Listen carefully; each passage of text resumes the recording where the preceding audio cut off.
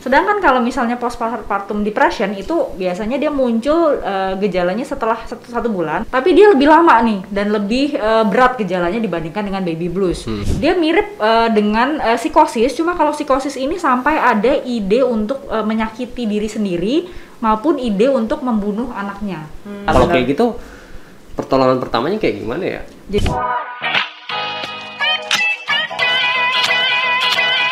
Oke, kembali lagi di podcast Ngobrol dengan Dokter. Kali ini kembali lagi sama Dokter Dika. halo. Halo, sama Abi juga. Iya. Dan hari ini kita bakal bahas soal yang baru-baru ini sering diomongin nih, soal kejadian di mana ibu menggorok anaknya hingga meninggal dunia. Nanti kita akan bakal kupas sedikit soal seputar parenting ya, walaupun kita sebenarnya nggak expert banget, tapi kita setidaknya ada sudut pandang dari dokter gimana sih soal parenting gitu, basic-basicnya sampai mengaca pada kasus yang kemarin itu ya, yang sempat viral itu. Ibu inisial KU. Kalau nggak salah. Oke, nah iya kalau misalnya gue baca berita itu sedih gitu karena kalau lu lihat di video yang beredar di media sosial itu kan ada video yang ibunya tuh terlihat dia seperti tersenyum, ya kan? Tersenyum dan bilang bahwa dia melakukan itu semua supaya anaknya tidak merasakan kejamnya dunia, intinya gitu. Nah biasanya kalau di kejadian-kejadian yang ibu tuh sampai membunuh anaknya dan lain-lain itu kan biasa sering dikaitkan sama postpartum depression secara medis ya kan.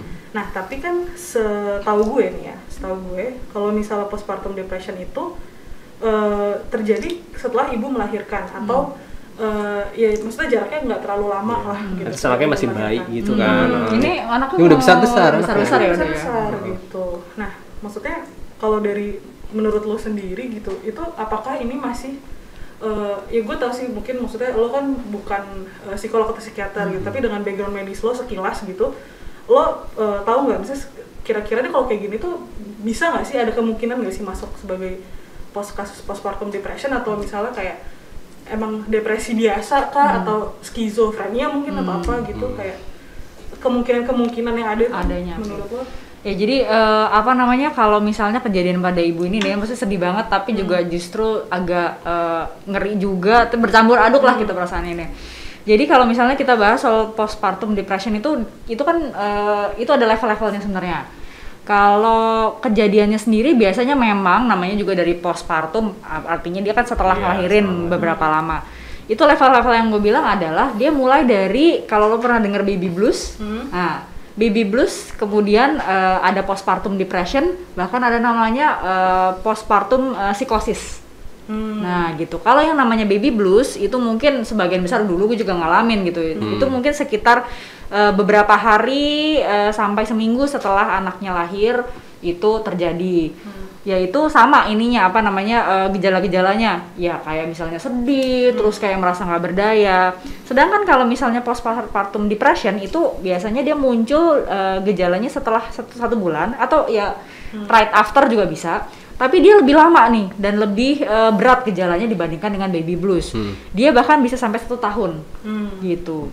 Dia mirip dengan psikosis, cuma kalau psikosis ini sampai ada ide untuk menyakiti diri sendiri maupun ide untuk membunuh anaknya, seperti itu. Tapi terminologi ini tuh memang dia dekat dengan saat melahirkan gitu. Jadi anaknya masih kecil. Dalam keadaan ini mungkin dia si ibu kau ini mungkin dulu juga postpartum juga segala macam. Cuma yang gue baca-baca adalah ibu ini sepertinya punya banyak aspek yang menyebabkan dia kayak gitu, mulai dari situasi dan kondisinya dia, terus kemudian pengalaman masa lalunya, kemudian nggak ada support system, kemudian suaminya kerja di luar kota ya kalau nggak salah ya. Jadi kepisah ya.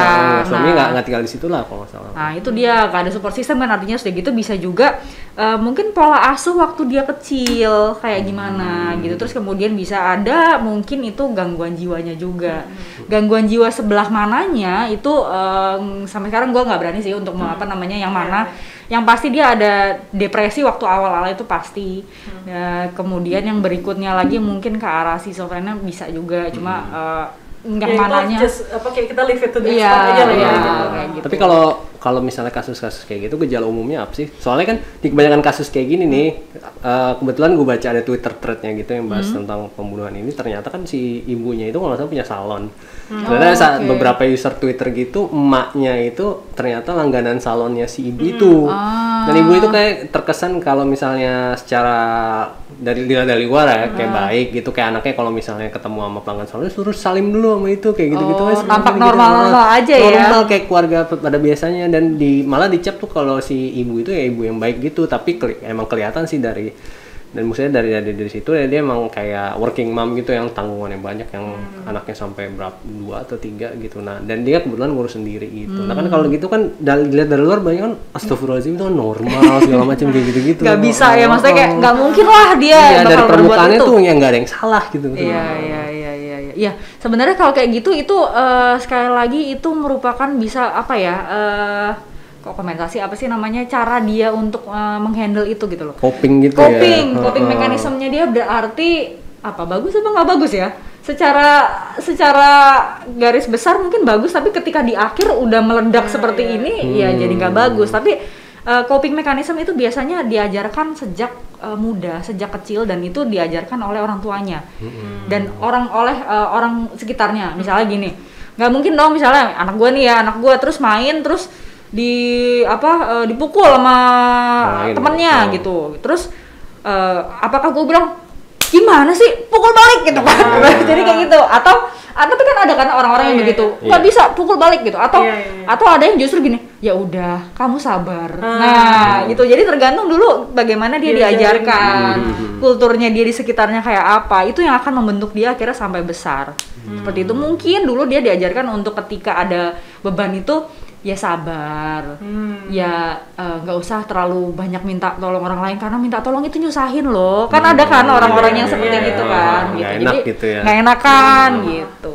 Jadi kalau soal istilahnya masa lampaunya si ibu ini ya, gue sempat baca di berita gitu. Jadi katanya memang sejak kecil si ibu ini merasa bahwa dia tuh tidak diberikan cukup kasih sayang sama orang tuanya ya. Dan dia sering dikurung katanya. Kalau di berita ya gue bacanya gitu.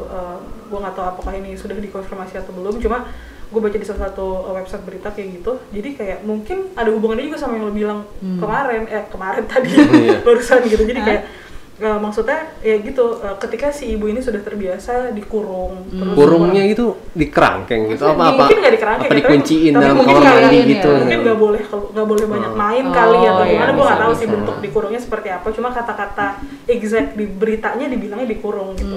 Nah mungkin itu juga ya maksudnya, bagaimana kemudian dia merasa bahwa semua harus dia endure sendiri mungkin. Iya, bisa. Gitu bisa juga ya. Karena emang sebenarnya kalau kayak gini-gini kan nggak mungkin kayak cuma satu faktor.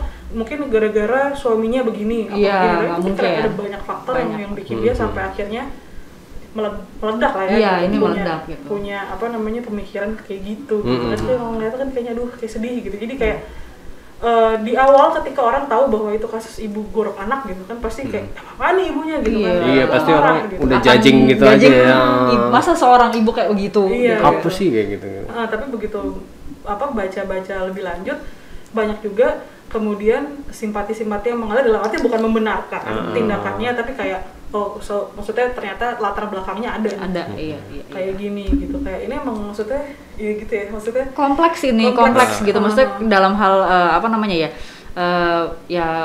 kita kan ngebahas ini supaya bukan sekedar ngomongin masalah ini, tapi gimana sih sebenarnya cara supaya bisa mencegah gitu loh, jangan sampai ya udah sekarang ini memang salah gitu, nggak ada yang bisa dibenarkan. Maksudnya ningkatin awareness terhadap masalah-masalah seperti ini juga nggak sih? Mungkin banyak orang yang merasakan hal yang sama gitu dengan coping mekanisme yang sama, tapi belum melakukan hal yang sama gitu. Iya, bahaya kan gitu kan. Sebenarnya dia ada ide nih kan, ya maksudnya ada ide. Iya, udah mulai ada kepikiran aneh gitu. Nah, kalau kayak gitu pertolongan pertamanya kayak gimana ya? Jadi sebenarnya ketika kita melihat gitu ya, maksudnya sebenarnya kita sendiri sebagai orang-orang yang yang aware gitu ya soal mental health ini, itu juga pertama harus belajar gitu, harus belajar tahu untuk mengenali orang itu gejala-gejalanya seperti apa. Jadi gejala-gejalanya dia ini buat yang eksternal dulu apa dari internal si pribadinya orang yang Ini mungkin udah ada kepikiran gitu. Oh, ini ceritanya kalau kita jadi orang yang di luar pengen nolong. Oh gitu ya, itu kan eksternal ya. Iya, dari eksternal ya. Pengen apa? Bukan kita nih ceritanya ya. Kita pengen nih kayaknya nih orang nih ada sesuatu nih gitu. Menyaksikan orang terdekat. Betul, gitu. menyaksikan orang terdekat. Ada tanda-tanda kok kayaknya ini. Iya, terus gue mesti ngapain gitu kan? Kalau misalnya mungkin untuk diri kita sendiri nanti kita bisa bahas di lain waktu itu ya. Tapi gimana nih misalnya ada orang terdekat, kayaknya tapi gue nggak tahu juga sih gitu kan ya. Ini orang sebenarnya kenapa? Pertama adalah kenalin gejala-gejalanya. Sayangnya gejala-gejala depresi ini itu memang sangat bervariasi satu orang dengan yang lain, sekali lagi tergantung lingkungannya dia, tergantung support system yang ada di samping-sampingnya dia. Tapi itu kebanyakan adalah misalnya orang ini lebih sedih dari biasanya. Dia udah nggak tertarik melakukan kegiatan-kegiatan yang dulu menarik punya hobinya jadi nggak menarik gitu. Nggak menarik. Terus makan jadi males, gue juga males makan sih. Cuma kan langsung dari dulu ya, gue dari dulu. Artinya ada suatu perubahan, ada suatu perubahan. Udah gitu misalnya dia juga merasa dia tuh worthless, nggak punya harapan, dan itu diulang-ulang terus, tidak hanya saat-saat tertentu. Kayak gue sendiri, gue juga ada saat-saat kayak gitu lah misalnya. Ada ups and down ya. Ada ups and down gue, waduh gue lagi banyak kerjaan, udah gitu salah melulu kayaknya gue, gue nggak di saat yang bersamaan banyak masalah. Tapi di saat itu aja, abis itu gue akan kembali untuk enggak kok gini-gini. Nah itu kan enggak kan artinya enggak depresi gitu. Nah ketika kita melihat seorang itu, kita mesti aware, dan yang pertama kita harus lakukan adalah beranilah untuk start a conversation. Bertanya, tapi ya nggak usah apakah kamu depresi ya, takut dong, gimana gitu kan gitu. Tapi kayak ya basa-basi dulu gitu, gimana kabarnya? Cuma nanya kabar, nanya kabar gini, mesti kayak apa sih bahasa Indonesia, how's your life gitu. Oh iya, ya nanya kabar itu. Sok. Nah kayak gitu, nanya kabarnya gimana, dan nggak semua orang tergantung karakternya mereka akan langsung mau cerita. Ada yang belum disenggol udah cerita semua hal gitu. Ada yang enggak. Tapi ketika lo perhatikan dia itu begitu terus, secara jangan nyebelin juga ya. Lo tetap bertanya gitu. Setelah lo bertanya dan dia misalnya mau cerita, dalam hal ini bantu untuk cari support. Cari supportnya itu bisa macam-macam. Bisa dengan jadi pendengar yang baik, bisa dengan mencari bantuan secara profesional gitu, meyakinkan bahwa ya udah ngobrol-ngobrol aja gitu sama itu bukan berobat kok, misalnya seperti itu, ngobrol aja sama psikolog atau psikiater kayak gitu. Dan ketika dia sedang melakukannya itu di support agar dia continue gitu, misalnya kayak dia gue malas lagi datang konsultasi bla bla bla gitu kan, lo bisa encourage untuk kayaknya pas lo kemarin abis konsultasi kayaknya lo ngerasa lebih baik ya. Nah kenapa nggak coba sekarang ini lo lanjutin lagi, semacam kayak gitu. Dan bisa juga misalnya lo lihat sampai dia everyday tasknya tuh udah keteter, misalnya kayak emang lo udah agak deket sama dia, terus lo lihat bahwa ini orang kok misalnya kamarnya berantakan banget, ada cucian menumpuk apa segala macem gitu. Jadi nggak usah ya udah lo diam aja, gue yang ini nggak usah, tapi kayak diajak untuk berkegiatan seperti biasa aja kayak gitu. Jadi ngerasa dia punya teman. Udah gitu sering nggak kalau misalnya lo lihat orang kayak gini, dia akan terus-terusan menolak undangan lo, misalnya yuk nongkrong bareng yuk, enggak lah, lama-lama yang lo lakukan ngundang lagi kan. Nah ya kan. Nah untuk orang-orang yang seperti ini itu baiknya adalah bisa di-extend undangannya itu, walaupun lo tau bakal ditolak, tapi dia akan merasa di include gitu loh. Jadi kayak dirangkul gitu, walaupun udahlah, tapi ya ekspektasi lo juga jangan tinggi-tinggi. Iya gitu, kalau ditolak ya wes gitu, ya udah biarin aja. Nah yang kayak gitu. Jadi harus kita bisa stay in touch lah sama orang-orang kayak gini. Iya, itu maksudnya itu ada hal minimal yang bisa kita lakukan. Karena maksudnya kayak kalau misalnya kita sebagai pihak eksternal gitu, pihak luar, kita nggak bisa mengubah misalnya faktor-faktor yang menyebabkan itu. Misalnya penyebabnya suaminya gimana atau mertuanya gimana, kita juga nggak bisa sebagai teman gitu, misalnya kita nggak bisa kayak datang ke mertuanya ngeri banget atau macam apa nggak bisa kayak gitu. Itu bare minimumnya adalah menawarkan menjadi pendengar yang baik atau menemani di beberapa untuk hal kegiatan sederhana gitu. Nah ada satu sebenarnya yang pengen gue tahu gitu, kayak lu gitu kan, lu sebagai suami nih gitu. Ketika misalnya kan yang namanya punya anak tuh pasti susah ya, maksudnya banyak yang harus diperhatikan dan segala macam gitu. Dan apa namanya, kalau dari kasus si ibu ini kan sepertinya gitu dari cerita-cerita yang dibaca di media bahwa si ibu ini merasa kurang support dan dia khawatir soal suaminya nggak punya pekerjaan tetap dan segala macam gitu. Nah kalau lo sendiri, lo ada nggak sih kayak entah itu tips, entah itu rutinitas atau apa yang kayak lo lakuin ke istri lo gitu, kayak just to show support aja gitu, maksudnya menemani ketika misalnya waktu istri lo habis ngelahirin dan segala macam gitu. Jujur gue dalam hal ini juga masih banyak belajar gitu, karena kan gue ibaratnya nggak peka-peka amat lah jadi orang kayak gitu. Gue beberapa hal waktu sebelum jadi istri gue yang gue nilai nggak kurang peka, karena gue nggak nanya kan segala macam gitu. Nah untuk mengubah hal itu pelan-pelan ya gue coba buat lebih komunikatif sih gitu. Kalau misalnya kelihatan istri gue kayak udah nggak ada jeda nih dari waktu ke waktu, kayak dulu kan sebelum gue punya ART ya, kayak misalnya istri gue mesti juggling antara anak, kerjaan dan segala macam kayak gitu-gitu. Nah terus kalau misalnya dia udah kelihatan kewalahan ya gue nawarin bantuan, atau dari sebelum itu kita cegahnya dengan kayak bikin itu aja sih, kayak ganti-gantian gitu. Nanti kalau misalnya kamu ada rapat, aku yang jagain gitu. Kalau misalnya kerjaan ada yang urgent, aku yang jagain gitu, kayak tuker-tukeran kayak gitu aja. Nah itu sih yang sejauh ini gue baru pelajari, ya mencoba buat lebih komunikatif sih, buat lihat nggak cuma komunikatif sih, karena ada kadang-kadang kan orang kalau misalnya kesel tapi nggak ngomong, kayak gitu kan, gitu. Nah coba lihat tanda-tanda kayak gitu, misalnya mukanya udah agak semrawut atau gimana gitu. Nah mungkin gue probing terus gitu. Kalau dia nggak mau cerita ya gue todong terus aja gitu, atau enggak ya gue bantuin sebisa mungkin lah buat ngeringanin bebannya kayak gitu. Karena kayak apa ya, yang gue perhatiin itu sering kali ketika membahas postpartum depression itu cuma dibahas dari sisi perempuannya gitu. Kan? Maksudnya gimana perempuan coping dengan itu, bagaimana mencegah itu, dan padahal kan sebenarnya faktor yang mempengaruhi kan banyak ya, dari eksternal termasuk apalagi suami dan lingkungan sekitarnya gitu. Jadi kayak mendengar ya siapa tahu gitu yang denger kayak Abi ngomong dia kayak gitu, siapa tahu nanti yang belum bisa ngikutin gitu, kayak oke nih kayak gue harus bagi tugas nih. Kayak nggak semua hal yang kelihatan baik-baik aja tuh ya baik-baik aja, nggak semua kayak gitu. Benar-benar, karena ketika kan orang kadang-kadang mikir ya misalnya udah pacaran, menikah, terus ya udah cinta tuh kayak akan long lasting gitu ya. Tidak, itu harus ada effortnya untuk tetap menjaga itu gitu. Dan ya itu mesti butuh, walaupun lo orangnya bukan nggak peka, tapi ya harus jadi peka kan gitu. Mesti belajar lah kalau benar, mesti belajar untuk bisa itu. Iya, nah kalau lo sendiri, lo kan kalau gue lihat nih cukup sibuk ya kesehariannya gitu, maksudnya kayak lo kerja juga, anak lo 2 masih kecil-kecil juga, suami juga kerja, dan lo sambil sekolah juga gitu. Jadi kayak maksudnya circumstances lo tuh memungkinkan bahwa lo punya banyak pikiran gitu. Ya pasti tentu. Karena gue waktu dulu aja udah banyak pikiran aja, gue nggak ada masalah, gue pikir aja sendiri. Tapi kalau lo biasanya sebagai seorang ibu yang maksudnya working mom lah gitu, itu apa yang biasanya lo lakukan untuk coping dengan itu? Ya. Sebenarnya waktu ketika gue masih bekerja kemudian punya anak itu agak lebih sederhana sebenarnya. Terus kemudian ketika gue sekolah, itu memperumit semua keadaan gitu. Waduh, 6 bulan pertama sebenarnya gue agak terjatuh gitu, agak terjatuh. Ya.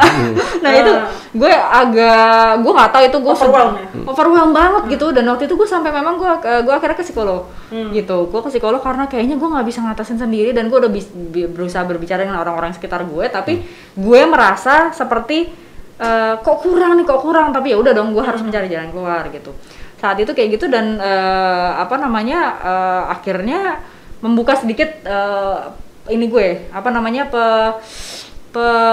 pemikiran gue gitu, bahwa yang lagi gue alamin ini divalidasi oleh si psikolog itu, memang lu ribet gitu. Kehidupan lu saat ini lagi ribet gitu. Semua kayaknya ada di pundak lu gitu, segala macam. Dan kemudian akhirnya cara gue coping adalah, pertama itu adalah ekspektasinya. Itu harus di manage, bener, manage. Yang namanya ekspektasi tinggi itu adalah sumber ketidakbahagiaan. Kenapa gue jadi nah gitu. Jadi ekspektasinya kalau misalnya sedang sedang gue seperti kan karena ada keluarga, kemudian gue sekolah dan bekerja, ekspektasinya kan jadinya kayak besar gitu. Semua pengennya, gue pengen anak gue pintar, sehat, apa segala macam. Gue pengen cum laude, gue pengen kerja gue gaji naik, lancar, gaji naik, terus jabatan naik, shining star itu. Terus I die dong. Jadi gitu, ekspektasinya itu harus disesuaikan masing-masing. Misalnya kayak ketika gue bekerja, wah ada yang lewat-lewat dikit. Dulu gue stres banget tuh. Wah ini ada yang kelewat nih, wah hari ini padahal gue harus ABC. Gue tuh hobi banget buat ini, buat to do list. Begitu itu nggak kecentang, wah gue merasa gagal. Achievement gue hari itu kayak nothing gitu. Padahal ya nggak usah, lu sendiri yang ngasih banyak listnya, semua mesti dicentang gitu. Nah itu pertama adalah soal ekspektasi. Yang kedua adalah tidur. Tidur ini kadang yang sering kelewat nih. Benar, ini tidur itu tuh itu penting banget loh. Maksudnya tapi ya jangan keterusan ya, jangan rebahan mulu gitu. Cuma tidur itu akan mengurai secara secara mungkin bidang kedokteran, dia akan mengurai semacam kimia-kimia, kemudian mengistirahatkan persyarafannya. Ada yang namanya bahan-bahan kimia itu yang namanya neurotransmitter tuh pada sibuk gitu. Ketika tidur dia akan diistirahatkan, membersihkan otak. Maksudnya bukan membersihkan otak kayak tapi kayak menenangkan aktivitas di sana. Refresh gitu ya. Refresh itu jadi harus punya quality of sleep yang bagus gitu ya. Terus kalau gue sendiri, karena gue orang yang agak sedikit introvert, maksudnya nggak terlalu senang ketemu. Iya beneran gue kalau ketemu orang, ini kayak hari ini ntar gue tidurnya lama abis ini, walaupun kayak semangat ya. Kayak capek gitu. Iya capek gue gitu. Jadi terus gue itu sukanya baca buku sama jalan pagi. Jadi gue jalan pagi gue 30 menit. Tujuan gue bukan langkahnya yang banyak. Tujuan gue adalah menghirup udara sebanyak-banyaknya gitu, karena buat gue ketika gue menghirup udara yang seger itu jadi refresh gitu. Sama baca, kalau baca tuh kayak my way to escape the real world. Tapi lu baca apa dulu nih? Baca buku beneran apa maksudnya baca buku pelajaran? Baca apa? Enggak dong. Baca pantun, gue gitu enggak. Gue suka baca buku non-fiction gitu, kayak semacam biografi gitu. Kayak kadang-kadang kayak misalnya sukses story bisa, kayak self help gitu, atau self improvement gitu kayak gitu, atau kadang-kadang fiksi cerita-cerita gitu juga oke lah gitu. Itu sih cara gue. Karena emang maksudnya we have to acknowledge ketika lo ngerasa kayaknya gue udah nggak sanggup, bukan nggak sanggup, kayak kayaknya udah susah nih gitu. Nggak ada salahnya lo minta mengakui itu untuk langkah pertama adalah mengakui itu, benar. Mengakui itu dan kemudian melakukan hal-hal untuk mengurangi atau meringankan beban-beban itu gitu. Mungkin nggak harus langsung ke psikolog, psikiater, nggak apa-apa gitu, tapi kayak ya udah perlahan-lahan gitu, kayak mungkin kayak lo gitu jalan pagi, mulai sekarang gue jalan pagi deh atau apa gitu kan. Jadi kayak step by step gitu kan, step by step gitu, dan nyelipin waktu di antara mungkin kesibukan atau apa, cari satu hal yang mungkin kalau yang bikin lo happy adalah misalnya nonton apa gitu atau main apa gitu, mungkin bisa diselipin di situ juga bisa gitu ya. Pokoknya intinya ya untuk ibu-ibu di luar sana harus semangat lah. Semangat. Tidak hanya strong tapi juga harus strong, meminta bantuan, mengakui bahwa gua nggak kuat nih, itu juga termasuk strong kok. Gitu. Nggak ada salahnya. Nggak ada salahnya, betul. Tapi jangan kecepatan juga ya. Jadi maksudnya gini. Iya. Kayaknya gua nggak bisa. Berarti kan udah ngeluh jadi. Menyerah sebelum bertanding. Nah itu, jangan juga gitu. Iya. Jadi ini ya intinya harus nggak apa-apa, maksudnya kalau ngerasa capek, ngerasa kayak kan kalau capek tuh nggak cuma fisik kan, mental juga capek. Betul. Kayak nggak apa-apa mengistilahkan mental. Jadi kayak suami-suami atau lingkungan sekitarnya juga harus mendukung juga, aware gitu. Ketika istri bilang kayak, atau misalnya menantu atau apa bilang kayak, aduh mau titip anak bentar ya, saya mau ini dulu nih. At least bertanya kondisi istrinya kalau kayak gitu gimana. Kamu nggak apa-apa gitu, ada yang bisa dibantu nggak kayak gitu. Oke. Ya kayak seru nih pembahasan hari ini ya. Maksudnya soalnya kayak kasus ini tuh cukup apa ya istilahnya, kalau istilah anak zaman sekarang tuh membagongkan. Oke. Maksudnya iya, karena ya itu, jadi kayak orang tuh mau marah tapi nggak jadi gitu, ngerti kan? Karena kayak kondisi si ibu ini seperti itu gitu kan. Gitu. Jadi thank you udah memberikan insight-nya yang Sama-sama. yang sungguh berguna gitu untuk ibu-ibu di luar sana mungkin yang mau mengikuti jejak lo gitu kan.